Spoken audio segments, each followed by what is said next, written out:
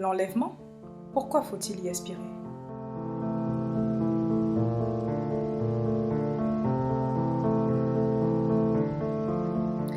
Car le Seigneur lui-même a un signal donné, à la voix d'un archange et au son de la trompette de Dieu, descendra du ciel et les morts en Christ ressusciteront premièrement. Ensuite, nous les vivants, qui serons restés, nous serons tous ensemble enlevés avec eux sur des nuées, à la rencontre du Seigneur dans les airs, et ainsi nous serons toujours avec le Seigneur. Le Seigneur m'a fait comprendre que les chrétiens qui aspirent à l'enlèvement sont ceux qui ont effectivement des chances d'être enlevés. Votre esprit, votre âme, ainsi que votre être entier doivent aspirer à ce jour glorieux où le Seigneur paraîtra dans les airs et attirera à lui ceux qui lui appartiennent. Les anciens appelaient ça la bienheureuse espérance. Nous devons vivre pour ce jour, non pas parce que nous en avons marre de cette vie, parce que nous avons peur de l'enfer ou des démons, mais parce que la vie loin de l'époux ainsi que l'attente de son avènement sont devenues insoutenables tellement nous l'aimons. Nous devons désirer être unis à l'époux par amour et par amour uniquement. Car désirer être enlevé pour échapper à l'enfer, c'est un peu comme ces jeunes filles qui veulent se marier pour échapper à une condition sociale précaire, fuir une famille abusive, ou alors parce qu'elles pensent que le mariage est le lieu où elles pourront être enfin heureuses. Dans tous ces cas, l'intérêt n'est pas porté vers le mari en tant que tel, mais plutôt vers le péril duquel il va nous soustraire une fois l'union du mariage scellée. Jésus ne viendra pas chercher une épouse opportuniste, ayant d'autres motifs pour être enlevée que celui de l'amour passionné qu'elle éprouve pour lui.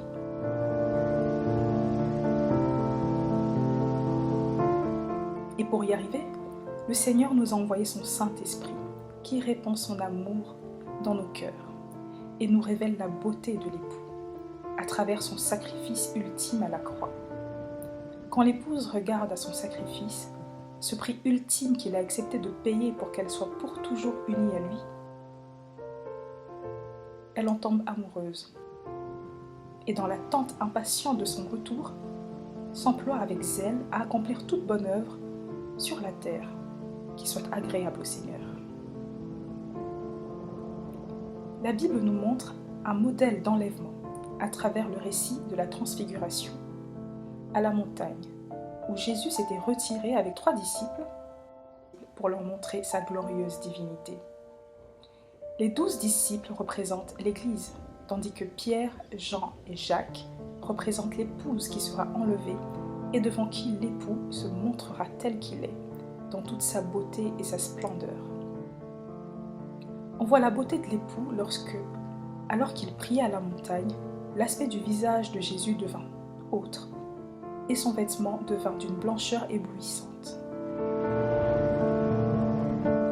C'est un privilège de voir l'époux dans son apparence divine, éblouissant de beauté, et ce privilège, seuls 3 disciples l'ont eu.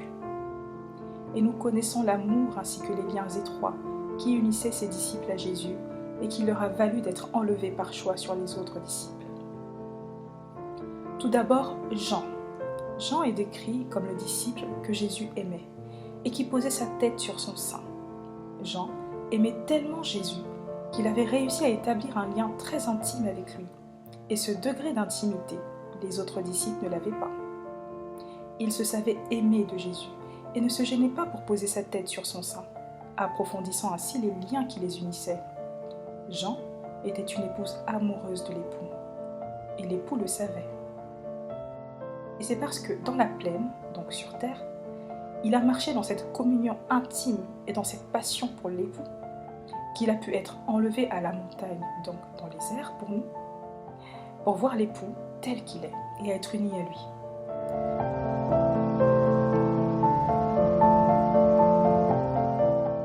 Quant à Pierre, malgré sa défection quand il a renié Jésus 3 fois, il n'en était pas moins amoureux de l'époux.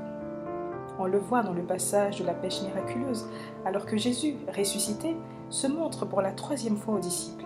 La Bible nous dit qu'alors que le bateau n'était loin du rivage que de 200 coudées, qui correspondent à environ 90 mètres, Pierre s'est jeté dans l'eau pour rejoindre le Seigneur à la nage. Son enthousiasme était tel qu'il ne pouvait pas rester dans le bateau à attendre. C'est aussi l'expression d'un cœur embrasé.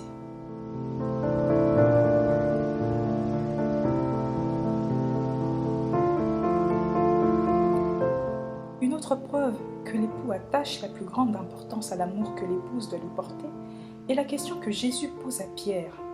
« Simon, fils de Jonas, m'aimes-tu plus que ne m'aiment ceux-ci » Le Seigneur exige de son épouse qu'elle l'aime plus que les autres, pour faire son œuvre, mais aussi pour être enlevée et être unie à lui. Pierre a non seulement démontré son amour et son enthousiasme pour Jésus en se jetant dans la mer, mais il a aussi affirmé « Oui Seigneur, tu sais que je t'aime ». On sait que pour bâtir son Église, par ailleurs, le Seigneur a arrêté son choix sur Pierre, de préférence aux autres, comme pour confirmer l'affection et l'amour qui les liaient. Quant à Jacques, nous savons qu'il était le frère du Seigneur.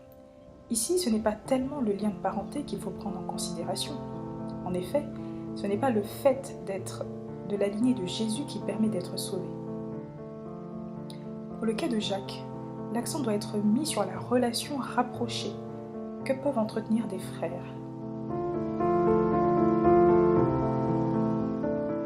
Ce qui nous est dit ici, de façon implicite, c'est que nous devons aspirer à un tel degré de proximité avec l'époux pour être enlevés. À travers ces 3 disciples, nous avons les différentes caractéristiques de l'épouse qui sera enlevée. Tout d'abord, elle est morte à ce monde et aux idoles. Loin de chercher l'époux ou l'enlèvement par opportunisme, tout ce qu'elle désire, c'est d'être unie à lui et avoir une place près de son sein, dans son cœur, comme Jean. Et puis, elle sait se montrer enthousiaste lorsqu'il s'agit de passer du temps dans la présence de l'époux et le servir. Elle aime l'époux d'un amour passionné et elle est digne de confiance. L'époux peut compter sur elle pour bâtir son œuvre, comme pour Pierre qui a servi de fondation pour que l'Église soit bâtie. Et enfin, elle est proche de l'époux, comme 2 frères pourraient l'être. Pour finir, je dirais qu'un chrétien qui a compris l'espérance pour laquelle il a été sauvé vit pour le jour de l'avènement du Seigneur. Il ne s'embarrasse plus de choses de ce monde, puisqu'elles n'ont plus de prise sur lui. Son regard, sa pensée, ainsi que son cœur sont portés ailleurs. Il sait qu'il est dans le monde, mais qu'il n'est pas de ce monde. Tout comme l'apôtre Paul le recommande à Tite, ce chrétien a compris qu'il devait renoncer à l'impiété et aux convoitises mondaines et vivre dans le siècle présent selon la sagesse, la justice et la piété. Enfin, il aspire à l'enlèvement, non comme pour échapper à la tribulation, à l'antichrist ou encore à l'enfer et aux démons, mais parce qu'il ressemble à ces jeunes filles du XVIIIe siècle, qui ne connaissaient leur soupirant qu'au travers des lettres, mais qui avec le temps brûlaient d'impatience et de désir de connaître ce prétendant pour de vrai, et d'être unis à lui pour toujours.